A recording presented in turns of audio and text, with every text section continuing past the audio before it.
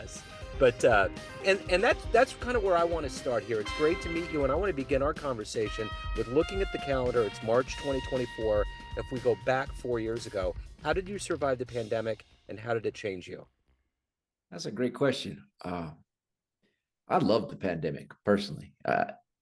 Some people, I understand the heartache that it caused some people, uh, but for me, I thrive in those type of situations.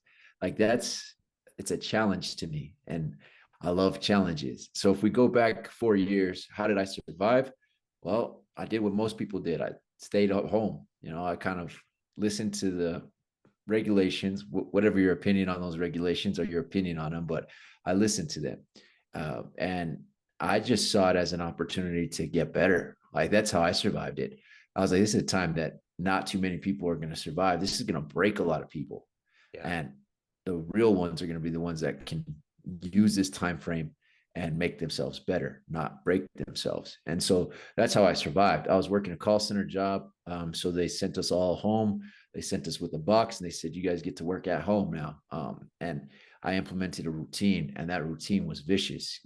At the time I was getting up at uh, a little later than I get up now. So it was probably about 5 o'clock. And I was at work by 6 o'clock in the morning, working till 3. And then I was at school online. So I'd go to school after work. And then I was writing a book at that time too. And so I'd write my book, and then I'd get ready to go to bed and do it all over again. The interesting part about the pandemic season for me was that both my hips were collapsed at that time. Wow. So I wasn't able to really walk. I could waddle, but I couldn't walk. And so it was very isolating. But for me, it was that seclusion was needed because I thrive in those type of situations. As I said a few moments ago, I knew there wasn't going to be a lot of people that could mentally survive, regardless of their economic situation, regardless of their physical health situation. I just knew that it was going to be a trying time. And I love trying times because it shows you who you are. Yeah, for sure. So let's get to the essence of what you do right now in 2024. I'm going to put you in front of a bunch of third graders at career day, and one of the kids says, "Hey, what do you do for a living?" How do you answer that child? The third graders with the career day, I tell them I help your mommy and daddy stop doing bad things. That, Okay. that's the Okay. best way I could describe it. They know what bad things are. Like they Yeah. they can pinpoint exactly what mom and dad are doing that aren't right, Yeah. and I help their mom and dad stop doing those bad things. So, what did you want to be in the third grade? What was your dream? I wanted to be an FBI agent. Oh, cool, man. What was the fuel Yeah, behind that? Was it TV or movies, or did you know somebody? yeah. I had an uncle who was in the FBI. Wow. So I remember he did I don't know, about 3 years in the FBI after the police department. And I just thought it was cool. I really wanted to be in the Secret Service, not just the FBI, but I wanted to protect the president. That was one of my goals, is to be a special agent for the POTUS. And I remember drawing this image as a kid because they had us draw this little globe, and inside the globe you put what your dream job would be, and mine was FBI agent protecting the president. I thought it was just cool how they always drove like next to the president. They protected the president. They're like in a military fashion, and I just found that appealing. Yeah, that is cool. Yeah, for sure. So let me ask you this. Who's been an inspiration? Who's been a consistent hero for you in your life? Oh, that's a great question. My go-to answer for that is Job from the Bible. Has always been a consistent inspiration for me because if you are a spiritual person or not a spiritual person, this guy Job, he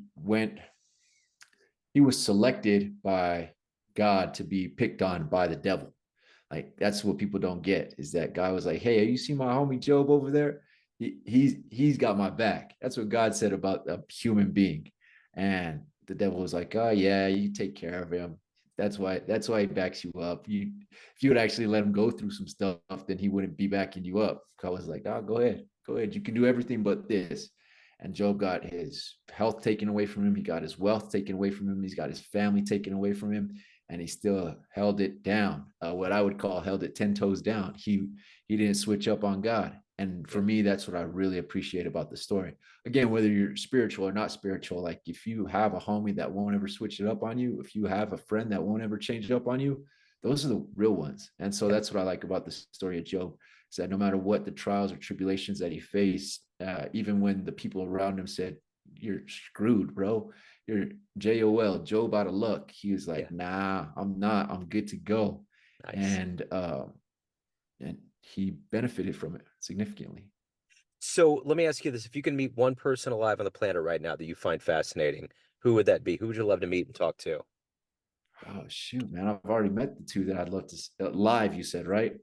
Yeah. Who have you met? Who have been a couple you've met? The two most impactful people to me over the past 5 years have been Eric Thomas, E.T. the hip hop preacher, and I've already Yeah. interacted with him and met him a couple different times.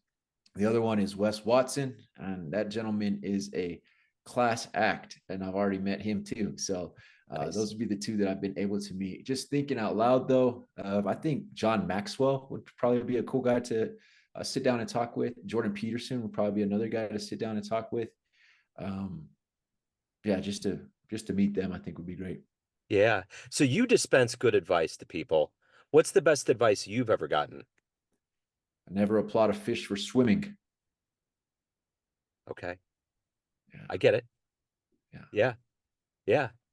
So who told you that? Well, a little bit of a story behind that one, Joe. I participated in substance use for many years in my life, and when I got clean, I had this older homie, and I was really excited about getting clean. I was gung ho about this sober lifestyle, and he just looked at me. He's like, "Why are you excited, bro? Like, you shouldn't have been in that place in the first place. Like, you shouldn't have even gone down that path. So why are you excited? You're doing what everybody else out here has to do. So welcome to the club. No one applauds a fish for swimming." And that was a smack in the face, because he reminded me that there's plenty of people out here who don't escape life. Why are you so happy that that's what you're doing now? You're meeting the status quo. Like, you should be doing something better than the status quo. Yeah. Yeah. So let's get to the core of who you are right now. What is it that gets you up out of bed? What is it that gets you to do your job to help people, but also to evolve as a person yourself? Gets me out of bed in the morning is that there's somebody out there who needs to hear the story of hope, who needs to hear the story of resilience, who needs to hear the story of transformation from somebody who's done it. My voice doesn't reach everybody. There's a lot of people that get turned off by it, but the ones who do pick up on it, those are the ones that I'm there to serve. And so, being of service to my community and setting a standard for my community is what gets me up and gets me going in the morning.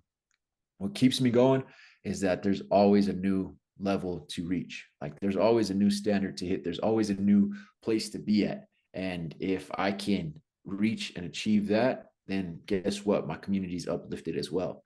I like to say that I want to be the next hottest thing out of New Mexico since Jeff Bezos. I want to be the hottest thing outside of New Mexico since green chili.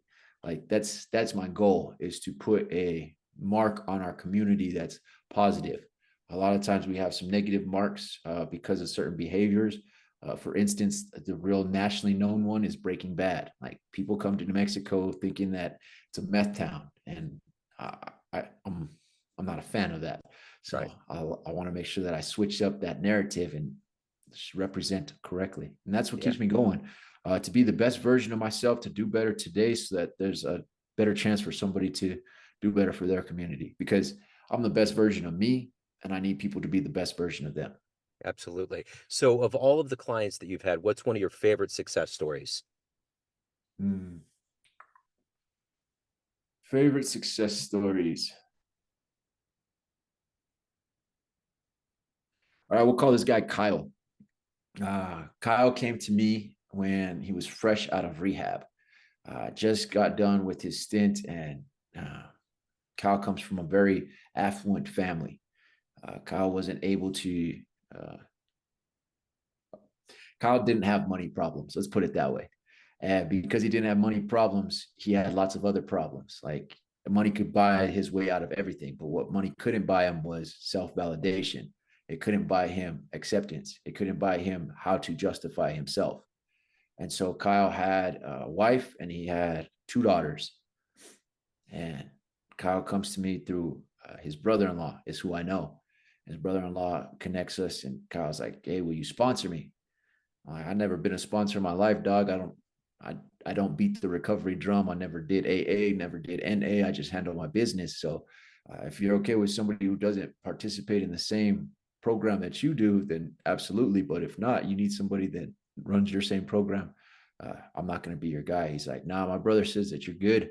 So we'll take care of it. And I ask him, what's the ideal lifestyle that you want to live? And Kyle tells me, Nico, I'm tired of living for my family. I want to I want to be a family man, but I want to be like a worker. This guy didn't have to work. Like he didn't he didn't have to work, but he's like, I want to be a worker. I want to just go work 9 to 5, come home, have a meal with my family, and sit down with my wife, sit down with my daughters, and just go to the movies, go to the swimming pool on the weekends. So I was like, that's your ideal day. He's like, yeah. I was like, then let's get to it. What needs to change in your life to do that? He's like, well, I gotta get rid of the businesses that my family has given me. And so this man sold all the businesses that his family had built and given him. And he went and moved to Arizona. I met him here in New Mexico. He moved to Arizona. He got a job as a construction worker because that was his kind of trade he had learned. Yeah. And now he works 9 to 5. You'd never guess that guy comes from a very prominent family. Wow. And the reason why I'm so proud of that story is because a lot of individuals that I work with, they have these extravagant lifestyles that they want to live. My guy Kyle knew what was very important. He knew what true value was. Those are the things that you can't buy. And for him, that was being a family man, not having to worry about stresses of running businesses and keeping up the family name. He just wanted to be himself. And Yeah. so to get him to that point was amazing. And now anytime I'm in Arizona, he's like, you better come stay at my house. You better come stay with me, Nico. I'm like, all right, bro. I'll go see you whenever I'm in Arizona. And that's one of my favorite stories, mainly because it's quite opposite of what everybody else wants. Yeah, that is a great story. So, of everything that you've done and overcome and become in your life, what are you the proudest of? That I'm at peace. That's what I'm the most proudest of. Like that I'm at peace with who I am. Not I'm happily dissatisfied. Like that's where I find true value. Uh, I'm very proud that I can stand amongst other people in my community and be the outlier. I tell people, everybody wants to be in the top percent, but I actually am. There's a doctor who did a study on my life, my behaviors, and where I'm at now, and only 1% of people that have been through what I've been through make it to where I'm at. And so I don't have to have extravagant things. Like I validate myself, and that's what makes me very proud of who I am. I don't need anybody to validate me. I don't need any type of justification. What I do on a daily basis makes me there. The other thing that I'm very proud of is that I'm a part of my family's life. There was a time that wasn't a case, and that wasn't even in the foreseeable future. So that I'm a part of their life is very something that I'm very proud of. So, let's say you have a dream tonight. You run into the 18-year-old version of you, and you could give that young version of you a piece of advice based on the wisdom you've gained in your life. What advice would you give your younger self? Be, do, have. You be that individual that you want to be. Then you do the actions on a day-to-day basis that will get you there. And then you'll have everything that you want to have. Yeah. Yeah. So let me ask you this. This is a good segue into this. Everyone has a perception of you, family, friends, clients, readers, but you run the show. What's your perception of you? Who do you think you are? Joe, that's a great question, because that is something that I struggle with on a daily basis. Um, I think that I'm still the dope fiend alcoholic.